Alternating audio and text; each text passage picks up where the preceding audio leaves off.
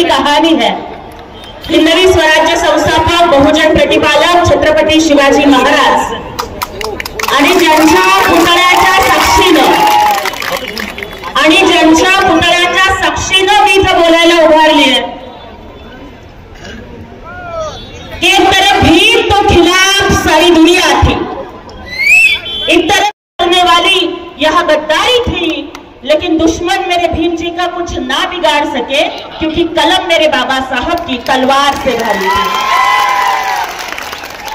भारतीय राज्यघटनेचे शिल्पकार, विश्वभूषण महामानव भारतरत्न डॉक्टर बाबासाहेब आंबेडकर, हिंदू हृदय सम्राट बाळासाहेब ठाकरे, धर्मवीर आनंद दिघे साहेब यांना मानाचा मुजरा करते। मंचावर उपस्थित असणारे शिवसेनेचा ठाण्या वाघ, शिवसेना नेते माननीय रामदास भाई कदम, आपले लोकप्रिय मंत्री महोदय माननीय नामदार दादाजी भुसे साहेब, माननीय सुरेश नाना निकम, माननीय संजयजी दुसाने साहेब, माननीय निलेशजी कचवे, माननीय भारतजी जगताप, माननीय किशोरजी इंगळे, सर्व मान्यवर आणि उपस्थित माझ्या सर्व बंधूंनो आणि भगिनींनो, सर्वप्रथम मला आज माननीय नामदार भुसे साहेबांचं अभिनंदन करायचं आहे, कारण मालेगावच्या जनतेनं आज ठरवून टाकलंय की परत विधानसभेमध्ये भुसे साहेबांना पाठवायचं। ही विधानसभेचा फॉर्म भरण्याची सभा नाहीये, ही विजयी सभा आहे। आज दिवाळीचा पहिला दिवस आहे आणि आज दिवाळीच्या पहिल्या दिवशी जर भुसे साहेब लोक आपल्या घरामध्ये दारामध्ये दिवाळीचा पहिला दिवा लावतात, पण तुम्ही गोरगरिबांच्या झोपडीत विकासाचा दिवा लावला म्हणून लोक जरा उन्हातान्हात तुमच्यासाठी बसले, तर या जनतेने ठरवून टाकले की परत भुसे साहेब हे महाराष्ट्राच्या विधिमंडळामध्ये केवळ आमदार म्हणून नाही तर नामदार म्हणून जाणार, मंत्री म्हणून जाणार, हे मालेगावच्या जनतेने ठरवलं। भुसे साहेबांचं मला अभिनंदन करायचंय, कारण तुम्ही उन्हात सभा ठेवली। अनेक ठिकाणी डोक्यावर सावली असते, कूलर असतो, एअर कंडिशन असतो, सगळं असतं, तरी साहेब लोक सभेला थांबत नाहीत, पैसे देऊन लोक येत नाहीत। पण जर आज या रणरणत्या उन्हामध्ये जर मालेगावची जनता आमचे नेते माननीय दादाजी भुसे साहेबांसाठी उन्हात होरपळत असेल, तर ही विकत घेतलेली जनता नाहीये, ही स्वाभिमानी जनता आहे। आज उन्हातान्हात होरपळणाऱ्या या जनतेने सांगून टाकलंय की अरे उन्हातान्हाला घाबरत नाही, भुसे साहेबांची साथ आहे। अरे उन्हातान्हाला घाबरत नाही, भुसे साहेबांची साथ आहे। आणि पराभव काय असतो हे तुम्हाला 8-10 दिवसात दाखवून देऊ, ही शिवसैनिकांची जात आहे। मान्य रामदास भाई आहेत, मान्य भुसे साहेब आहेत, थोडंसं त्यांची माफी मागते, माझे ज्येष्ठ नेते आहेत, पण आज इथं काही लोकांचा पद्धतशीर समाचार घेण्यासाठीच मी मालेगाव मध्ये आलेली आहे। तर सगळ्यात आधी मला या ठिकाणी प्रश्न विचारायचा आहे काही लोकांना की 2 दिवसापूर्वीच्या कुठल्या तरी नामनिर्देशनाच्या सभेमध्ये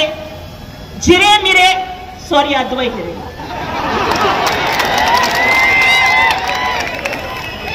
माझं काही चुकलं का, पण माणसाची जशी हैसियत असते तसंच नाव निघतं, तर त्या मिरेंना मला सांगायचंय की बाबा आडनावात हिरे असले तरी जिल्हा बँकेत तू काय दिवे लावलेस ना हे आम्हाला सगळ्यांना माहिती। आणि इथं ज्या उन्हातान्हात बसलेल्या या सगळ्या लाडक्या बहिणी आहेत ना, काही असल्या जिऱ्यामिऱ्याला रोज फोडणी घालतो आपण, बरोबर ना? त्यामुळे तडका कसा लावायचा आणि भडका कसा उडवायचा हे म्हणावं लाडक्या बहिणींना कोणी शिकवू नका, इथून पुढे जर कुणीही आमच्या नेत्यांच्या विरोधात काहीही अदवा तदवा बोलणार असेल तर याद राखा, गाठ लाडक्या बहिणींशी. मला आज या ठिकाणी एक क्लिप ऐकवायची आहे.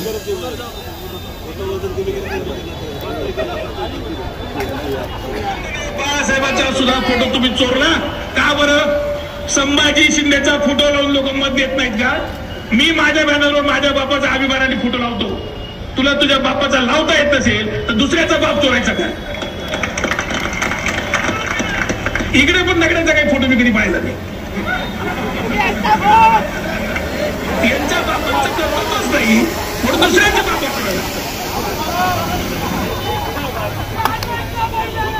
पद्धतशीर याच्यातल्या एका विधानाचा समाचार घेण्यासाठी मी आली आहे. पद्धतशीर याच्यातल्या एका विधानाचा समाचार घेण्यासाठी मी आली आहे. सगळ्यात आधी मला त्यांना सांगायचंय की अरे ज्यांची नावं बाबा तू एकेरीत घेतलीस ना, ते आमचे मुख्यमंत्री एकनाथजी शिंदे साहेबांच्या वडिलांचं नाव संभाजीराव शिंदे. याद राख, संभाजी महाराज या नावामध्ये आग होती. अरे छत्रपती संभाजी महाराज या नावानं अरे पाय तोडले तरी कधी गुडघे टेकवले नाही, डोळे काढले तरी नजर झुकवली नाही, जीभ छाटली तरी कधी माफी मागितली नाही, आणि अंगावरची कातडी सोडली तरी सुद्धा त्या औरंग्याला शरण गेले नाही. ते नाव आहे छत्रपती संभाजी महाराज. मृत्यूलाही जिंकून हमर होणारं नाव आहे छत्रपती संभाजी महाराज. आणि जर संभाजी महाराजांचं नाव जर हा जीभ घसरे, सॉरी अद्वै हिरे, जीभ घसरे जर संभाजी महाराजांचं नाव एकेरी घेणार असेल तर तमाम शिवभक्तांना माझं आवाहन आहे की त्याला त्याची अवकात आणि लायकी येणाऱ्या मतदानाला तुम्हाला दाखवून द्यायची. माननीय नामदार दादाजी भुसे साहेबांच्या वडिलांचंही नाव त्यांनी अतिशय एकेरी शब्दामध्ये घेतलं.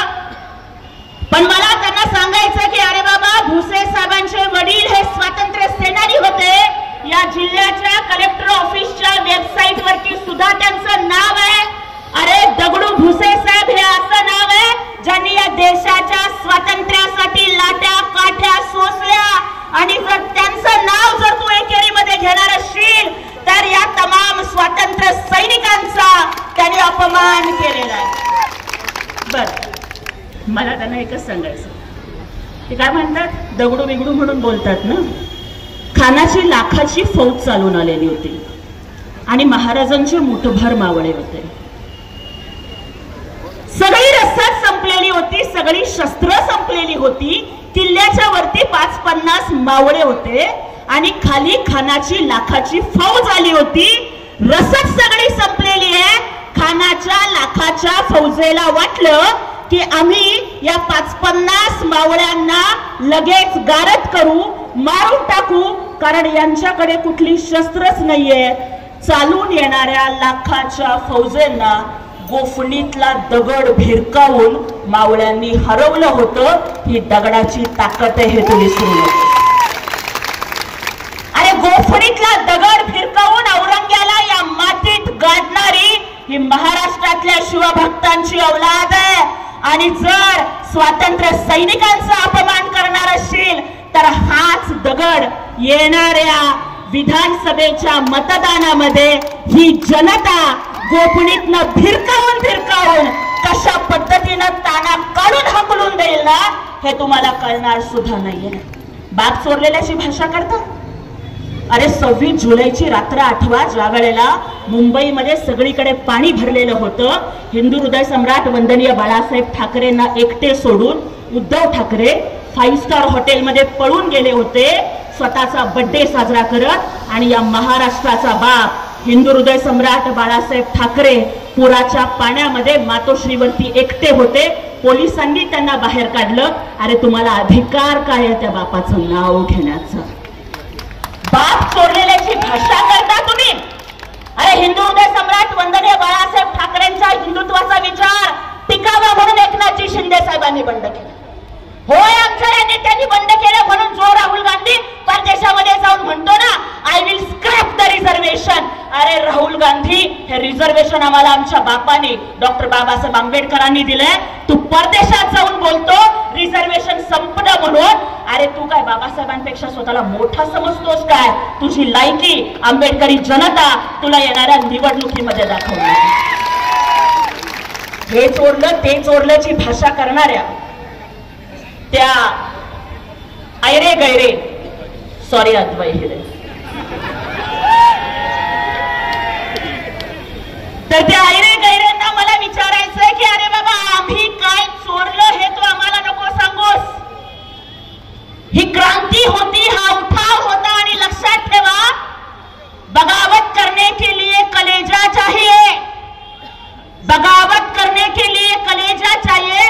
अरे तलवे चाटने वालों के लिए तो सिर्फ जीभ काफी होती है. और इतिहास बगावत करने वालों का लिखा जाता है, तलवे चाटने वालों का नहीं लिखा जाता.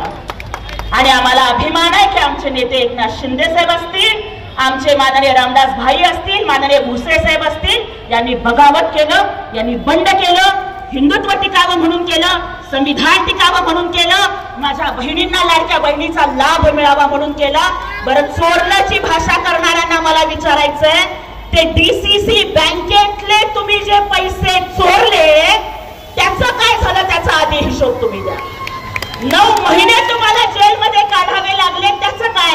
अरे शेतकरी बापांनी काबाड कष्ट करून आपल्या पोरींच्या हुंड्यासाठी जे पैसे ठेवले होते, एखाद्या शेतकऱ्यानं आपल्या जमिनी विकून जे पैसे ठेवले होते, अरे एखाद्या माय माऊलीनं स्वतःच्या गळ्यातल्या मंगळसूत्रामध्ये सोन्याचे 4 मणी वाढवावेत म्हणून जे पैसे बँकेत ठेवले होते, ते सगळे पैसे चोरून खाणाऱ्यांना जर आपण मालेगाव दिला ना, तर ते आपल्या घरावरचे पत्रे सुद्धा चोरून खातील. त्यांना त्यांची जागा दाखवा. बरं, नावाची गोष्ट करतात, नावाची गोष्ट करतात. ज्या शिक्षण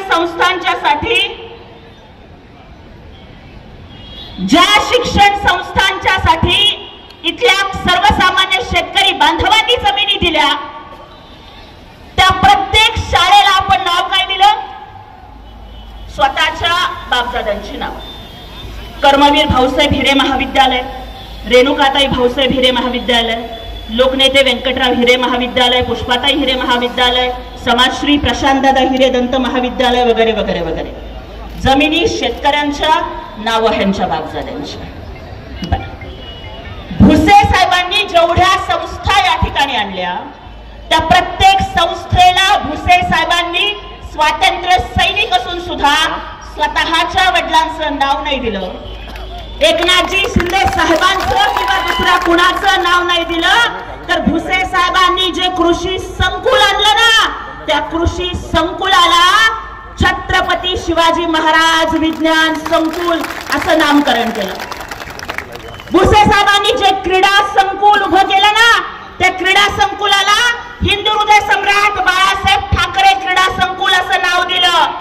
दाभाडी इथल्या क्रीडा संकुलाला आणि टेहरे इथल्या पुलाला भगवान वीर एकलव्य असं नाव दिलं. आणि महिनाभरापूर्वीच्या रुग्णालयाच्या उद्घाटनाला आम्ही येऊन गेलो. त्या महिलांच्या आणि बाल रुग्णालयाला भुसे साहेबांनी काही स्वतःच्या पत्नीचं किंवा आईचं नाव नाही दिलं, तर आमच्या शिक्षणासाठी अंगावर शेणा चिखलाचा मारा सोसणाऱ्या क्रांतीज्योती सावित्रीबाई फुलेंचं नाव दिलं. बीके चौकातल्या उद्यानाला राजमाता जिजाऊंचं नाव दिलं. अशा पद्धतीनं भुसे साहेबांनी सगळीकडे राष्ट्रपुरुषांची आणि राष्ट्रमातांची नावं दिली. का माहितीये? छत्रपती शिवाजी महाराजांच्या स्वराज्यामध्ये 350 किल्ले होते. माझ्या भावांनो आणि बहिणींनो सांगा, त्या 350 किल्ल्यापैकी एका तरी किल्ल्याचं नाव शिवाजी महाराज गड आहे का? एका तरी किल्ल्याचं नाव जिजाऊ गड आहे का? एका तरी किल्ल्याचं नाव हे शहाजी गड आहे का? नाही. स्वतःच्या कुटुंबातल्या लोकांची नावं शिवाजी महाराजांनी नाही दिली. अरे जेव्हा आपला जवळचा मित्र तानाजी मालुसरे स्वराज्यासाठी शहीद झाला, तेव्हा त्या मित्राचं स्मरण राहावं म्हणून कोंढाण्याचं सिंहगड केलं, पण कधी स्वतःच्या कुटुंबाचं नाव नाही दिलं. ज्यावेळेस हिरकणी लेकराला दूध पाजण्यासाठी रायगडचा कडा ओलांडून खाली आली, त्यावेळेला शिवाजी महाराजांनी कुठल्या किल्ल्याला स्वतःच्या आईचं नाव नाही दिलं, पण हिरकणीच्या मातृत्वाचा सन्मान करायला, एका साध्या सुध्या गवळणीच्या मातृत्वाचा सन्मान करायला रायगडच्या बुरुजाला हिरकणी बुरुज म्हणून नाव दिलं. त्या छत्रपती शिवाजी महाराजांचे विचार एकनाथजी शिंदे साहेब आणि माननीय दादाजी भुसे साहेब चालवतात. म्हणून स्वतःच्या बापजाद्यांची नावं दुसऱ्याच्या मालमत्तेवरती लावून जे सरफिरे, सॉरी अद्वैहिरे, जे काही भाषा करतात त्यांनी आता लक्षात ठेवावं की इथून पुढे जीभ सांभाळून बोला. आणि मला माननीय रामदासभाई बोलणार आहेत, अनेक मुद्द्यांचा समाचार घ्यायचा आहे, परत नंतर येईनच, त्यावेळेस उरलेली सगळी बाकी पूर्ण करते. पण एवढीच विनंती करते की येणाऱ्या मतदानाच्या दिवशी धनुष्यबाणाच्या चिन्हासमोर बटन दाबून आपण माननीय आमदार दादाजी भुसे साहेबांना